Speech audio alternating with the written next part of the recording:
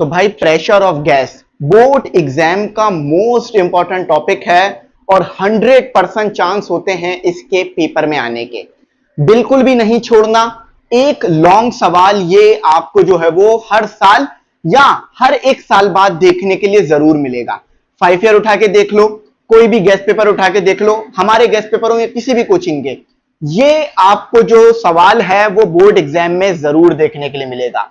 बिल्कुल आसान, बिल्कुल हलवा कर दूंगा, कॉन्सेप्ट का फील दे दूंगा, सारी चीजें बता दूंगा। जस्ट इस वीडियो को देख लो और 5 नंबर बोर्ड एग्जाम में मिस नहीं करना। 100% ये सवाल आता है। ठीक है, चलो स्टार्ट करते हैं। भाई देखो, ये वाली डेरिवेशन जो है वो ड्राइव करेंगे और हमारा टॉपिक क्या है? Pressure of gas. अब देखो भाई, प्रेशर ऑफ गैस को समझने से पहले आपको मेरी एक बात समझनी होगी। देखो, हम लेंगे एक क्यूब, ठीक है, हम लेंगे एक क्यूब, क्यूब के अंदर भरी हुई होगी गैस, और गैस कौन सी होगी? आइडियल गैस होगी। ठीक है, आइडियल गैस होगी। आइडियल गैस के मॉलिक्यूल जब टकराएंगे क्यूब के वॉल से तो वो एग्जर्ट करेंगे प्रेशर। आपने वही निकालना है। आओ जरा मैं कॉन्सेप्ट का फील आपको देता हूं। बात समझ आ गई, लेकिन कॉन्सेप्ट का फील नहीं आया। यहां पर बनाओ 3D सिस्टम, इसको जरूर बना लेना। ये अक्सर बच्चे नहीं बना पाते, आज मैं आपको ये भी सिखा दूंगा। बस दुआओं में याद रखना, ठीक है? ये सब चीजें सीख लो, दुआओं में याद रखना। अब देखो, मैं कह रहा हूं इस पे बनाओ क्यूब, इस पे बनाओ क्यूब, आप नहीं बना पाते हो। ठीक है, एक ऐसा क्यूब है जो 3D है, जिसमें एक्स एक्सिस भी है, वाई एक्सिस भी है, जी एक्सिस भी है। अब वो बनाना कैसे है, बनाना सीख लो। सबसे पहले यहां पर एक पॉइंट लो, यहां पर एक पॉइंट लो, और यहां पर एक पॉइंट लो। 3 पॉइंट ले लिए, ठीक है। अच्छा, अब ये वाले पॉइंट से एक लाइन खींचो, मगर थोड़ा पहले रुक जाना इस पॉइंट से, थोड़ा पहले रुक जाना इस पॉइंट से। ये मैं आपको डायग्राम बनाना सिखा रहा हूं, प्यारी सी साफ सुथरी। अच्छा, अब इन दोनों पॉइंट को आपस में मिला दो, इस तरह से मिला दो, ठीक है। अच्छा, अब इस पॉइंट को ऊपर की तरफ लेके जाओ और इधर से मिला दो, और इसको जो है वो यहां, इसको मिलाने से पहले काम करो, मिलाने से पहले काम करो, ये बना लो, ठीक है। ये इधर एक स्क्वायर बना लो। क्या किया, समझ में आया? ठीक है, इधर से मैंने एक लाइन शुरू की, इस तरह से एक स्क्वायर बना लिया। अब इसको यहां से मिला दो, इसको यहां से मिला दो, इसको यहां से मिला दो। एक मजेदार सी डायग्राम बोर्ड पे तैयार है आपके लिए। अब इसके अंदर खुद रहो या गैस को रखो, आपकी मर्जी है। देखो कितनी प्यारी सी, अब आएगा ना कॉन्सेप्ट का फील। चलो आप कॉन्सेप्ट का फील लेते हैं। अब ये क्यूब तो बना लिया, क्यूब का एक, देखो ये क्यूब है, समझ में आ रहा है ना? क्यूब का जो ये वाला आपके पास लेंथ है वो हो गई एक्स एक्सिस पर, ठीक है। ये वाली जो लेंथ है वो हो गई वाई एक्सिस पर, ये वाली जो लेंथ है वो हो गई जी एक्सिस पर, ठीक है। ये वाला कॉर्नर ए हो गया, ये वाला कॉर्नर बी हो गया, ये वाला कॉर्नर सी हो गया, ये वाला कॉर्नर डी हो गया। कॉन्सेप्ट का फील है, बात क्लैरिटी में है? कुछ भी ऐसा नहीं किया जो समझ नहीं आया? ठीक है, सही है, कुछ भी नहीं किया ऐसा। इसके अंदर मौजूद हैं मॉलिक्यूल्स। मैंने कहा था ना, गैस के मॉलिक्यूल्स कहां मौजूद है? इस क्यूब के अंदर। और ये है क्या? ये क्यूब है, 3D होता है, ठीक है। 3 डायमेंशन है, एक्स वाई जी, तो क्यूब हो गया। 2 डायमेंशन होती तो स्क्वायर होता, ठीक है। ये मॉलिक्यूल मौजूद है, अब ये मॉलिक्यूल मौजूद है, ठीक है, ये मॉलिक्यूल मौजूद है। अच्छा, अब ये मॉलिक्यूल कर क्या रहे होंगे? ये मॉलिक्यूल कर रहे होंगे इस क्यूब के अंदर मोशन। गैस कौन सी है? गैस हमारे पास जो है वो आइडियल है। आइडियल गैस किसे कहते हैं? आइडियल गैस उस गैस को कहते हैं कि जब मॉलिक्यूल आपस में टकराते हैं ना आइडियल गैस के, तो कोलिजन इलास्टिक होता है, यानी ना मोमेंटम चेंज होता है ना काइनेटिक। आइडियल गैस स्टडी के लिए ली जाती है, एक्चुअल वर्ल्ड में नहीं है। आइडियल का वर्ड ही समझ में आ रहा होगा। आइडियल गैस गैस लॉ को ओबे करती है, Boyle's law, Charles law, Avogadro law, general gas law, इनको ओबे करती है, जो इससे पहले आप स्टडी कर चुके हो।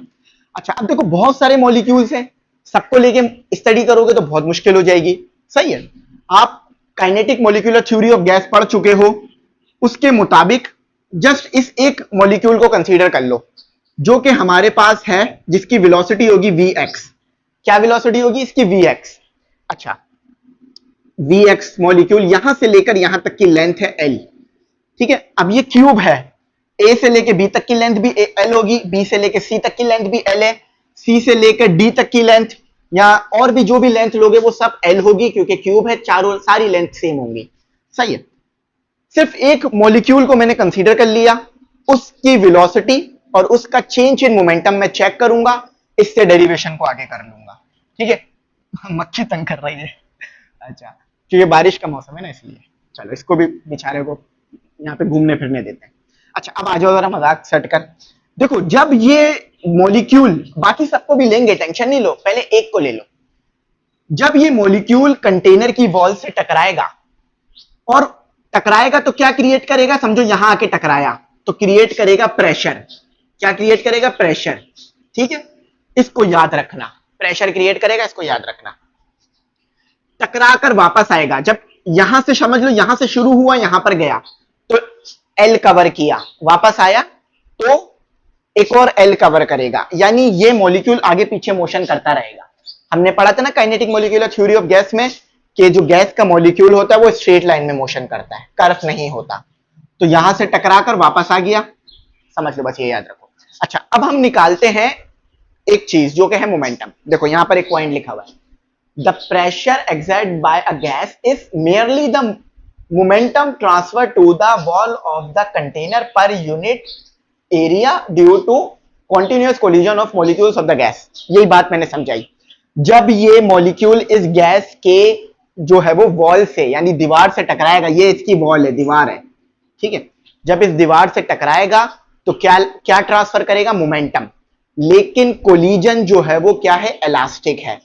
इलास्टिक कोलिजन होने की वजह से मोमेंटम में चेंज नहीं आएगा, ये बात याद रखना। सही है, ये बात याद रखना। अच्छा, अब हम यहां निकालेंगे change in momentum. Here we find CHANGE, change in momentum. Momentum, ठीक है। चेंज इन मोमेंटम जो है हम यहां पर पता करेंगे और फिर जो है हम अपना आगे बढ़ेंगे। सही है। देखो भाई, मोमेंटम का फॉर्मूला बताओ सबसे पहले। तो सबसे पहले मोमेंटम का फॉर्मूला बताओ, मास और वेलोसिटी। सही है। जितने भी मॉलिक्यूल हैं सबका मास है m। ठीक है, जितने भी मॉलिक्यूल है सबका मास m है, तो इसको 1 2 करने की जरूरत नहीं है। अच्छा, हमने कौन सा वाला मॉलिक्यूल कंसीडर किया है? Vx। ठीक है, तो ये हो गया हमारे पास x। अच्छा, अब चेंज इन मोमेंटम कैसे निकालते हो? Delta P is equal to P2 minus P1। ठीक है। अच्छा, तो P2 भी क्या होगा आपके पास? P2 क्या होगा आपके पास? mvx। और P1 क्या होगा आपके पास? mvx।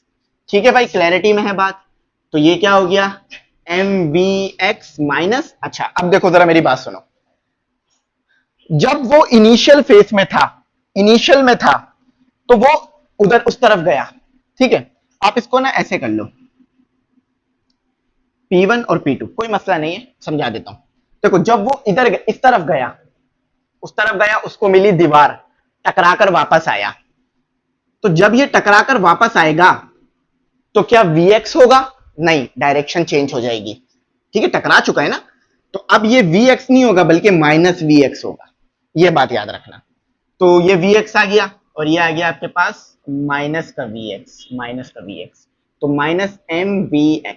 सही है, तो माइनस क्यों आया ये बात क्लियर हो गई। तो ये हो गया आपके पास 2Vx। सही है, बात क्लियर हो गई।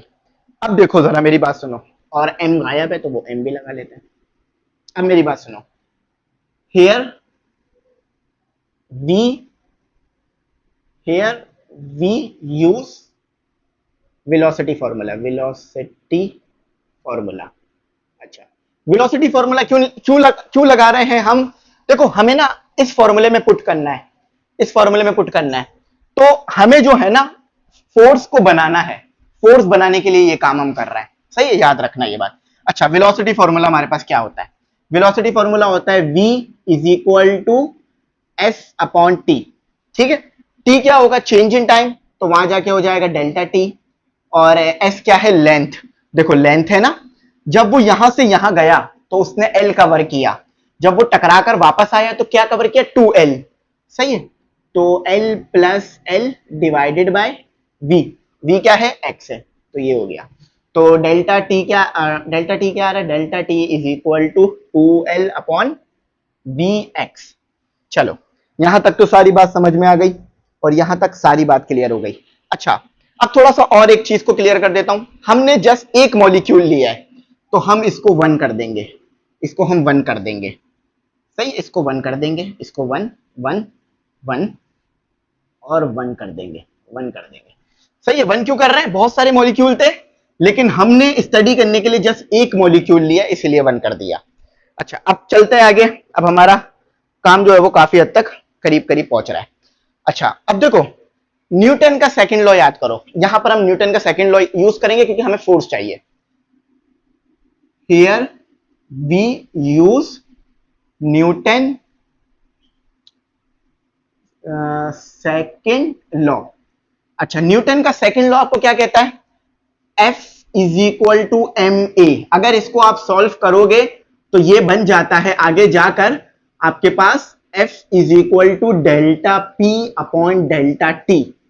ठीक है, इसको अगर सॉल्व करते हो, F is equal to M A को सॉल्व करते हो तो ये बनेगा, हम इसे पढ़ चुके हैं।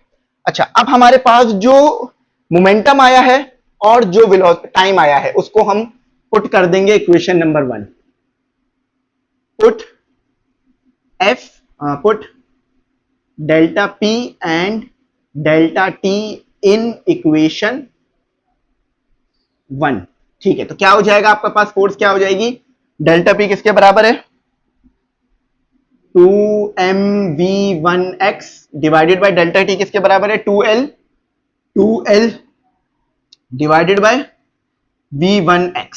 सही है, 2 से 2 जस्ट कैंसिल हुआ, रेसिप्रोकल हो गया, तो आपके पास क्या आया, हम दो हिस्सों में डिवाइड कर लेते हैं, आधा कम, बल्कि नहीं हो सकेगा क्योंकि हमारे पास जगह कम है ना, इसलिए नहीं हो सकेगा। अच्छा देखो फोर्स हमारे पास आ गई, रेसिप्रोकल कर देते हैं, mv1x divided by l, reciprocal होकर ऊपर आ जाएगा तो v1x, देखो v1x मल्टीप्लाई हुआ तो ये हो गया mv1x डिवाइडेड बाय l।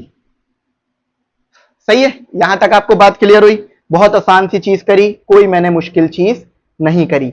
अब आपके पास क्या आ गया, फोर्स आ गई आपके पास, ठीक है, लेकिन ये तो जस्ट एक मॉलिक्यूल की बात हुई है ना, हमारे पास तो बहुत सारे मॉलिक्यूल हैं एक्स एक्सिस में।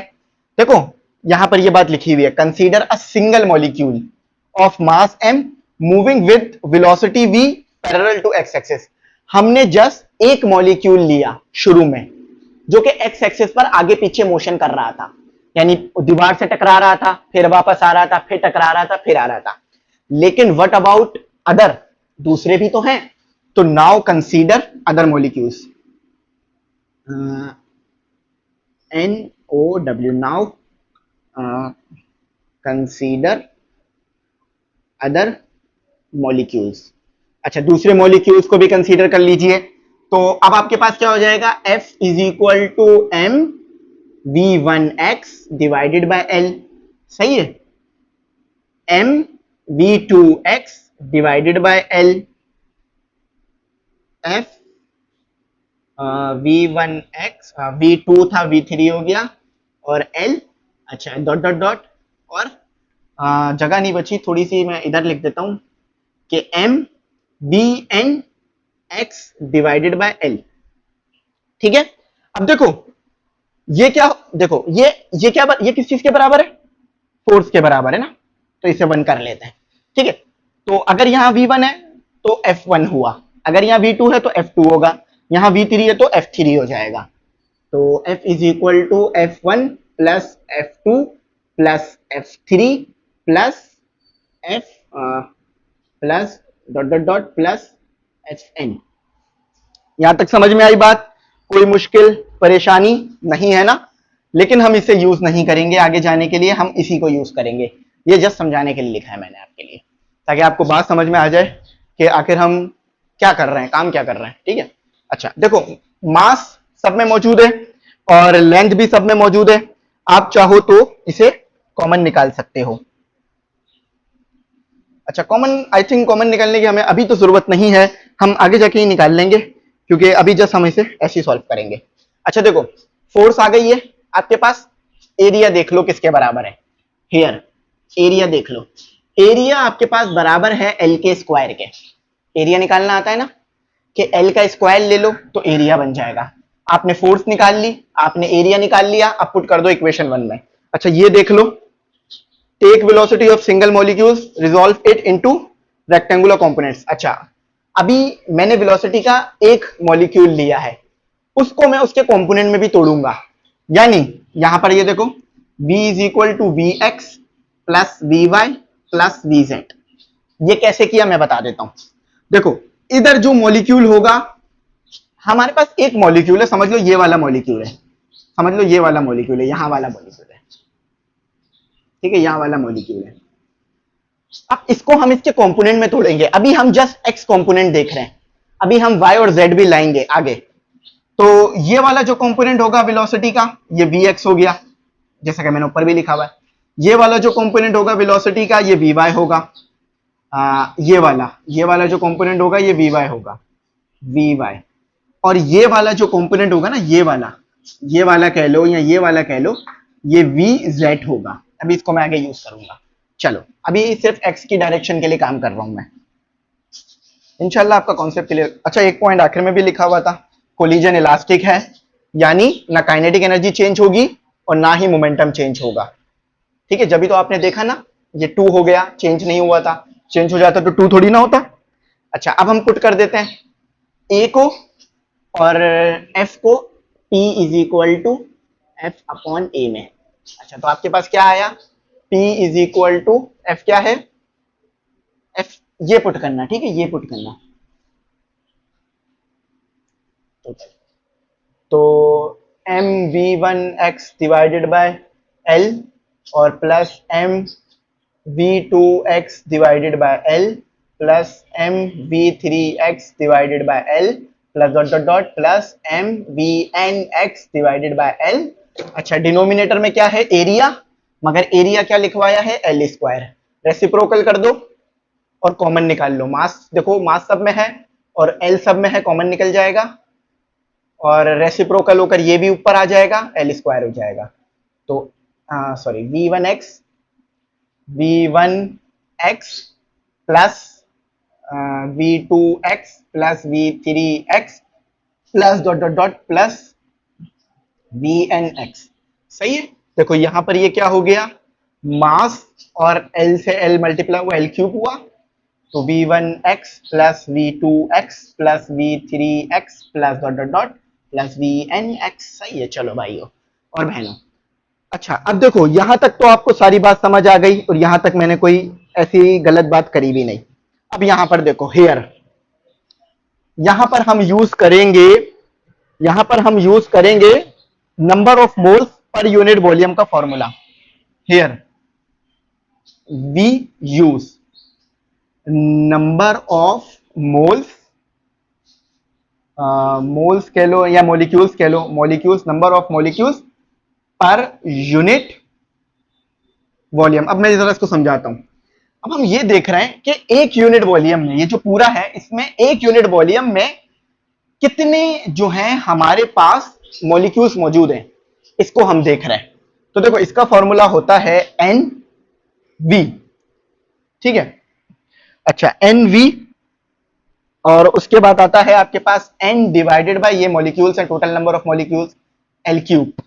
अच्छा अब इसको थोड़ा सा अरेंज कर दो, एल क्यूब को इधर ले आओ, एन को, एन वी को नीचे ले जाओ, पुट कर दो ऊपर इधर इक्वेशन नंबर 2 में।